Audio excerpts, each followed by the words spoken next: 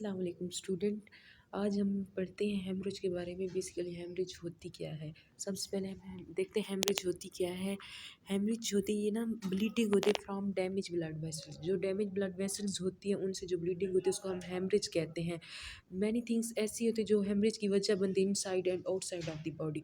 Haemorrhage जो होते हैं वो इनसाइड भी होते हैं और आउटसाइड भी बॉडी के होता है। टाइप्स ऑफ हेमरेज रेंज जो होती है फ्रॉम माइनर जो होते हैं वो बरसी होते हैं, परसाई होते हैं, और जो मेजर जो होते हैं वो ब्लीडिंग इन द ब्रेन होते हैं।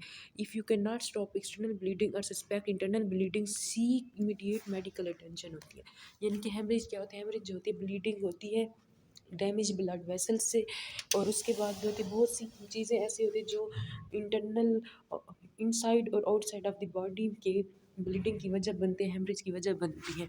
और उसके बाद ये जो हेमरेज जो होती है वो इसकी जो होती है रेंज जो होती है, टाइप्स ऑफ हेमरेज जो होती है, रेंज फ्रॉम माइनर जो होती है वो बरसाई होती है, और मेजर जो होती है ब्लीडिंग इन द ब्रेन होती है।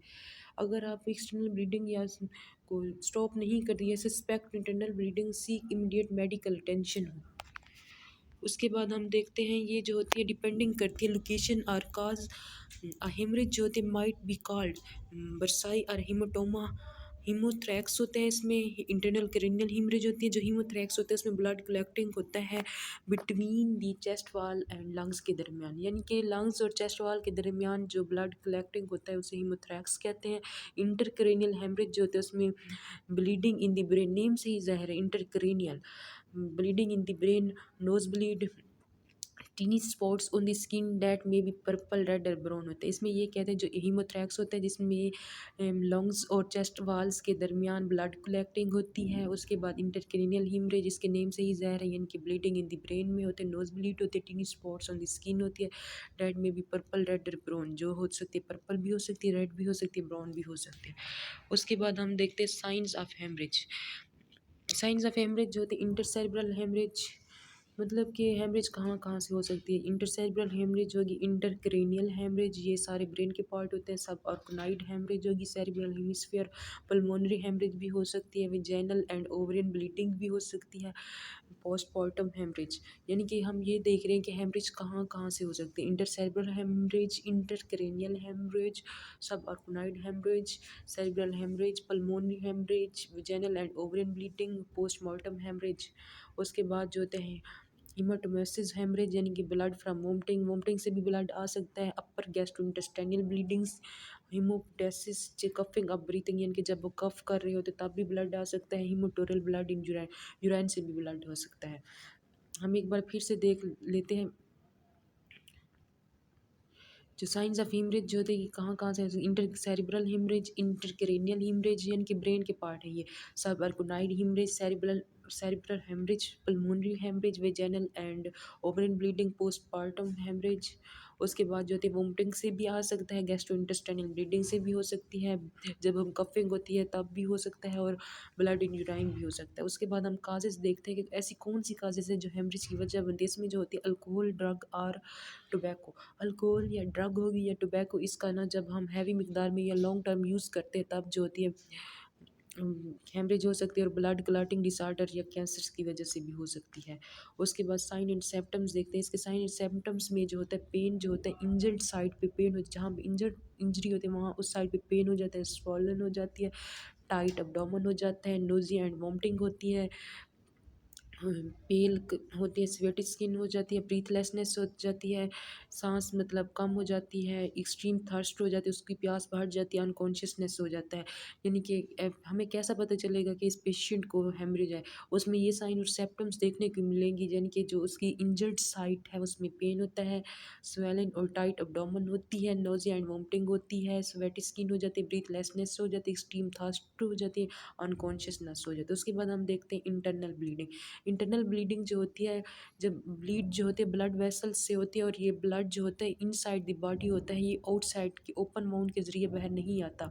सिम्टम्स ऑफ इंटरनल ब्लीडिंग जो होती है नोन एज हेमरेजिंग होती है, और ये वेरी करती है from one case to the next, यानी कि एक केस से नेक्स्ट केस तक ये वेरी करती रहती है, तब्दील होती रहती है। इंटरनल ब्लीडिंग जो होती है वो सडन होती है एंड रैपिड विद एक्सट्रीम होती है, सडनली होती है और ये रैपिड होती है, और इसमें पेन, शॉक एंड फेंटिंग होती है।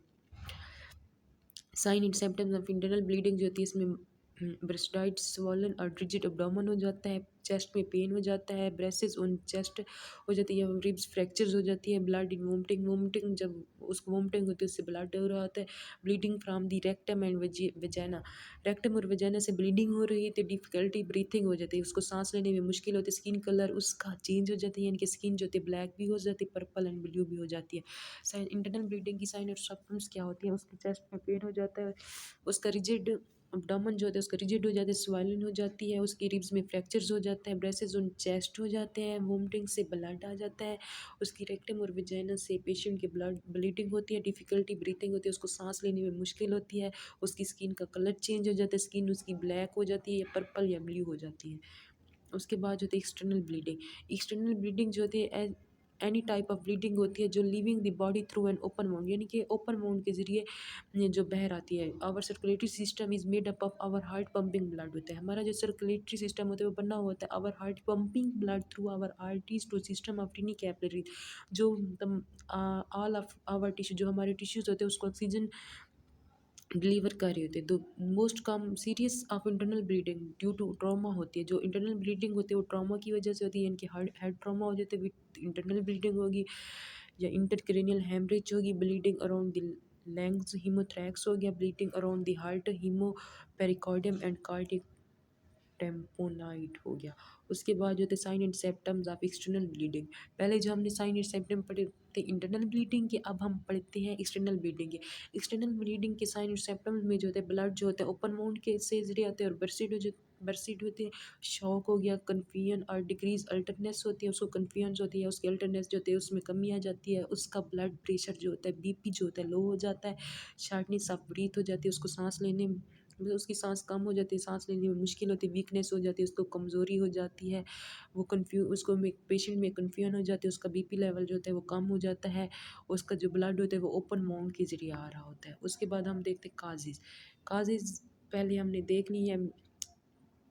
उसके बाद कैपिलरी ब्लीडिंग जो होती है इसमें मच मोर कॉमन होते जो रिजल्टिंग होती है injury to the integumentary system, जब इंटेगुमेंट्री सिस्टम में इंजरी होती है तब कैपिलरी ब्लीडिंग होती है। कैपिलरी ब्लीडिंग जो होती है वो करेक्टराइज्ड होती है Ojing blood from the damaged area, यानी कि डैमेज्ड एरिया से ओजिंग ब्लड हो रहा होता है, इससे कैपिलरी ब्लीडिंग होती है। कैपिलरी ब्लीडिंग जब होती है ये रिजल्टिंग होती है injury to the integumentary system, जब इंटेगुमेंट्री सिस्टम में इंजरी होती है तब कैपिलरी ब्लीडिंग होती है, और इस ये करेक्टराइज्ड होते हैं Ojing blood from damage area. Capillary bleeding जो होती है मोस्ट पेनफुल होती है, बट ये पेनफुल होती है लेकिन इसको ईजीएस्ट ईजी वे से कंट्रोल किया जा सकता है क्योंकि इसकी सुपरफिशियल नेचर होती है।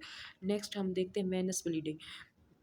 वेनस ब्लीडिंग जो होती है अकर्ज होती है व्हेन अ वेन टोन और कट, जब वेन्स को कट या टोन किया जाता है तब वेनस ब्लीडिंग होती है, और इसमें जो ब्लड जो होता है वो dark red and Uz out of the body होता है, इसकी मतलब जो ब्लड होता है वो डार्क होता है हो जाता है या रेड हो जाता है, डार्क रेड हो जाता है, और ये ऊज आउट ऑफ द बॉडी होती है, और इसमें जो मूवमेंट जो होती है वो स्टीडली एंड स्लोली होती है। It's want shoot out like आर्टियल blood, ये आर्टियल ब्लड की तरह शूट आउट नहीं करता। अलाउथ वेनस ब्लीडिंग लुक्स डिफरेंट होती है, जो वेनस ब्लीडिंग होती है वो डिफरेंट दिखाई देती है। It can be just as serious as arterial bleeding, यानी कि वेनस ब्लीडिंग क्या होती है जब किसी भी वेन्स में कट या टॉन्स हो जाते हैं और इसमें जो ब्लड होता है वो डार्क रेड हो जाता है और मूविंग करता है स्पीडली एंड स्लोली, और ये आर्टियल ब्लड की तरह शूट आउट नहीं करती।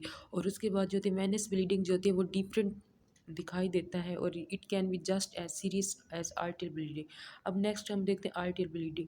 आर्टियल ब्लीडिंग जो होती है एक most sewer and urgent type of bleeding होती है, ये बहुत ही सेवर्स और अर्जेंट टाइप ऑफ ब्लीडिंग होती है, और ये रिजल्ट होती है पेनिट्रेटिंग इंजरी, इनकी ब्लड ट्रॉमा हो गया, डैमेज टू आर्गन्स और ब्लड वेसल, जब ब्लड वेसल या आर्गन्स डैमेज हो जाती है या कोई भी ब्लड ट्रॉमा हो गया या पेनिट्रेटिंग इंजरी हो जाती है तब जो होती है आर्टियल ब्लीडिंग होती है। Because the blood comes from the artery, जो हमारा ब्लड होता है वो आर्टरी से आ रहा होता है, तो इसकी वजह से ये जो ब्लीडिंग होती है वो बहुत ही सेवर होती है और मतलब कि डिस्टिनिकेटिव होती है। For example blood is bright red due to it contain oxygen, blood जो होते हैं ब्राइट रेड होते हैं क्योंकि इसमें जो होती है ऑक्सीजन हो पाई जाती है।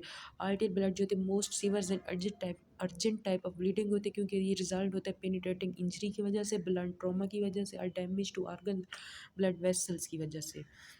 उसके बाद हम देखते हैं डायग्नोसिस के, कैसे हमें पता चलेगा हेमरेज का। डायग्नोसिस में ये होता है careful and complete history and physical examination. जो पेशेंट होता है हम उसकी पहले केयरफुली उसकी हम हिस्ट्री लेते हैं, उसके बाद हम उसकी फिजिकल एग्जामिनेशन करते हैं, फिर हम लैब टेस्ट वगैरह करवाते हैं। उसके बाद हम इसका ट्रीटमेंट कैसे देंगे, ट्रीटमेंट में जो होता है रेस्ट एंड हाइड्रेशन होगी। यानी कि पहले इसका हमने डायग्नोसिस देखा, डायग्नोसिस में वो बताते हैं कि हम उस पेशेंट की हिस्ट्री लेते हैं, उसकी फिजिकल एग्जामिनेशन करते हैं, उसके लैब टेस्ट करवाते हैं, फिर उसका हम ट्रीटमेंट देखते हैं। उसमें जो ट्रीटमेंट जो होता है माइनर और मिल्ड हेमरेज जो होती है टाइपिकली इन्वॉल्व होती है रेस्ट एंड हाइड्रेशन से। Thank you so much.